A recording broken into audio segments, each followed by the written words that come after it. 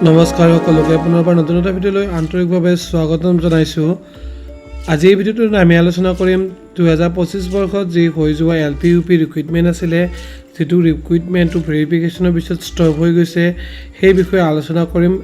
আমাৰ BTSৰ যি recruitment process আছিলে LPUPৰ, সেইটো ইতিমধ্যে ভেৰিফিকেশ্যন কমপ্লিট হৈছে, আপোনালোকে মই ইতিমধ্যে জ্ঞাত কৰিলোঁ। এতিয়া সেই ৰিক্ৰুইটমেণ্ট প্ৰচেছটো এতিয়া কোনটো ষ্টেপত আছে সেই বিষয়ে এই ভিডিঅ'টো আলোচনা কৰিম। আমাৰ যি ৰিক্ৰুইটমেণ্ট প্ৰচেছ আছিলে, সেই আমি যিসকলে আবেদন কৰিছিলোঁ তেখেতসকলে ইতিমধ্যে ৰৈ আমনি লগাৰ দৰে হৈছে। চ' BTC যি EM ৰবিৰাম নাৰ্জাৰী ডাঙৰীয়াই বিশেষ কেইটামান ষ্টেপৰ কথা কৈছে বা খবৰ দিছে তেখেতে।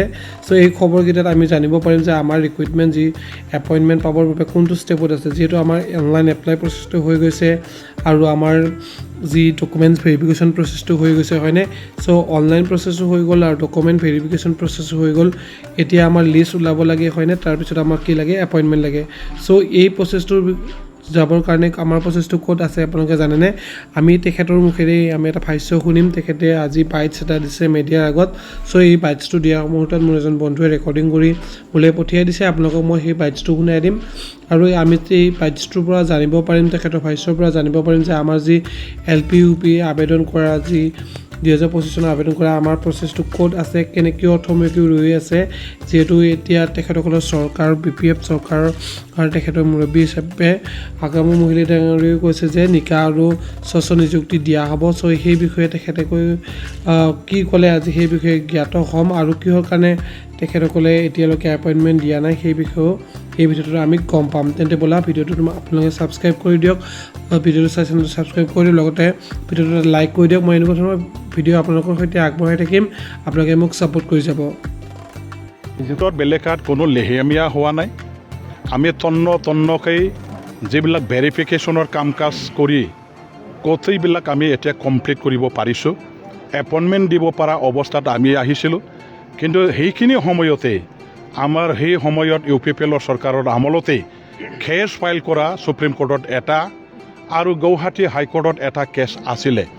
আমি এপইণ্টমেণ্ট দিয়াৰ প্ৰক্ৰিয়াটো মানে গিয়াৰ আপ কৰাৰ লগে লগে যিবিলাকে এপইণ্টমেণ্ট প্ৰচেছৰ বিৰুদ্ধে তেওঁলোকে কেছ ফাইল কৰিছিলে, তেখেতসকলেও নিজৰ কেছটো চলাবৰ কাৰণে বেছিকৈ গিয়াৰ আপ কৰিলে, আগভাগ ল'লে আৰু হাইকোৰ্ট সুপ্ৰিম কোৰ্টৰ পৰা আমাৰ এই কেছটো চলি থকা সময়ত এপইণ্টমেণ্ট দিয়াৰ বেলেগাত কিছুমান বাধা আৰোপ কৰিলে আৰু যাৰ কাৰণে আজি আমি এপইণ্টমেণ্ট দিব পৰা এই পৰ্যায়লৈকে আহিও আমি এপইণ্টমেণ্টটো দিব পৰা নগ'ল। কিন্তু অচিৰে আমাৰ এই সুপ্ৰিম কোৰ্ট আৰু হাইকোৰ্টৰ কেছটো মানে শেষ কৰিবৰ কাৰণে আমাৰ লয়াৰ্ছবিলাকে কাম কৰি আছে, আমাৰ অফিচিয়েলবিলাকে কাম কৰি আছে আৰু খুব বেছি হয়তো আমি অপেক্ষা কৰিব লগা নহ'ব। সোনকালে এপইণ্টমেণ্ট দিব পৰাকৈ সুপ্ৰিম কোৰ্ট আৰু হাইকোৰ্টৰ কেছটো আমি শেষ কৰি ল'ব পাৰিম আৰু ইয়াৰ পিছতে আমাৰ এপইণ্টমেণ্টটো চলিব।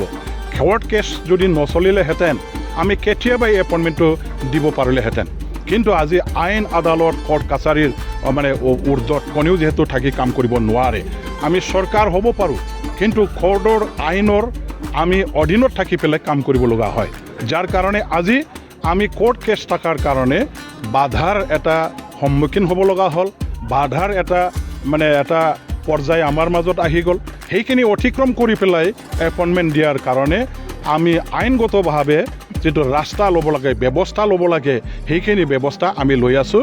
আমি অচিৰে সেইটো আমাৰ ছাত্ৰ ছাত্ৰীসকলে, গাৰ্জেন, অভিভাৱকবিলাকে যেনেকুৱাকৈ বিচাৰিছে নতুন এপইণ্টমেণ্ট দিয়াৰ কাৰণে বা পোৱাৰ কাৰণে সেইখিনি আশাটো পূৰণ কৰিব পৰা হ'ব বুলি মই আপোনালোকৰ থ্ৰুৱেদি ৰাইজলৈ সেইখিনি মেছেজটো পঠিয়াব বিচাৰোঁ। লেহেমীয়া হোৱা নাই। আমি তন্নকৈ যিবিলাক ভেৰিফিকেশ্যনৰ কাম কাজ কৰি গোটেইবিলাক আমি এতিয়া কমপ্লিট কৰিব পাৰিছোঁ। এপইণ্টমেণ্ট দিব পৰা অৱস্থাত আমি আহিছিলোঁ, কিন্তু সেইখিনি সময়তে আমাৰ সেই সময়ত UPPL চৰকাৰৰ আমলতেই কেছ ফাইল কৰা সুপ্ৰিম কোৰ্টত এটা আৰু গুৱাহাটী হাইকোৰ্টত এটা কেছ আছিলে। আমি এপইণ্টমেণ্ট দিয়াৰ প্ৰক্ৰিয়াটো গিয়াৰ আপ কৰাৰ লগে লগে যিবিলাকে এপইণ্টমেণ্ট প্ৰচেছৰ বিৰুদ্ধে তেওঁলোকে কেছ ফাইল কৰিছিলে, তেখেতসকলেও নিজৰ কেছটো চলাবৰ কাৰণে বেছিকৈ গিয়াৰ আপ কৰিলে, আগভাগ ল'লে আৰু হাইকোৰ্ট সুপ্ৰিম কোৰ্টৰ পৰা আমাৰ এই কেছটো চলি থকা সময়ত এপইণ্টমেণ্ট দিয়াৰ বেলেগত কিছুমান বাধা আৰোপ কৰিলে আৰু যাৰ কাৰণে আজি আমি এপইণ্টমেণ্ট দিব পৰা এই পৰ্যায়লৈকে আহিও আমি এপইণ্টমেণ্টটো দিব পৰা নগ'ল। কিন্তু অচিৰে আমাৰ এই সুপ্ৰিম কোৰ্ট আৰু হাইকোৰ্টৰ কেছটো মানে শেষ কৰিবৰ কাৰণে আমাৰ লয়াৰ্ছবিলাকে কাম কৰি আছে, আমাৰ অফিচিয়েলবিলাকে কাম কৰি আছে আৰু খুব বেছি হয়তো আমি অপেক্ষা কৰিব লগা নহ'ব। সোনকালে এপইণ্টমেণ্ট দিব পৰাকৈ সুপ্ৰিম কোৰ্ট আৰু হাইকোৰ্টৰ কেছটো আমি শেষ কৰি ল'ব পাৰিম আৰু ইয়াৰ পিছতে আমাৰ এপইণ্টমেণ্টটো চলিব। কোৰ্ট কেছ যদি নচলিলেহেঁতেন আমি কেতিয়াবাই এপইণ্টমেণ্টটো দিব পাৰিলেহেঁতেন। কিন্তু আজি আইন আদালত কোৰ্ট কাছাৰীৰ মানে উৰ্ধত কোনেও যিহেতু থাকি কাম কৰিব নোৱাৰে। আমি চৰকাৰ হ'ব পাৰোঁ কিন্তু কোৰ্টৰ আইনৰ আমি অধীনত থাকি পেলাই কাম কৰিব লগা হয়। যাৰ কাৰণে আজি আমি কোৰ্ট কেছ থকাৰ কাৰণে বাধাৰ এটা সন্মুখীন হ'ব লগা হ'ল, বাধাৰ এটা পৰ্যায় আমাৰ মাজত আহি গ'ল। সেইখিনি অতিক্ৰম কৰি পেলাই এপইণ্টমেণ্ট দিয়াৰ কাৰণে আমি আইনগতভাৱে যিটো ৰাস্তা ল'ব লাগে, ব্যৱস্থা ল'ব লাগে, সেইখিনি ব্যৱস্থা আমি লৈ আছোঁ। আমি অচিৰে সেইটো আমাৰ ছাত্ৰ ছাত্ৰীসকলে, গাৰ্জেন, অভিভাৱকবিলাকে যেনেকুৱাকৈ বিচাৰিছে নতুন এপইণ্টমেণ্ট দিয়াৰ কাৰণে বা পোৱাৰ কাৰণে সেইখিনি আশাটো পূৰণ কৰিব পৰা হ'ব বুলি মই আপোনালোকৰ থ্ৰুৱেদি ৰাইজলৈ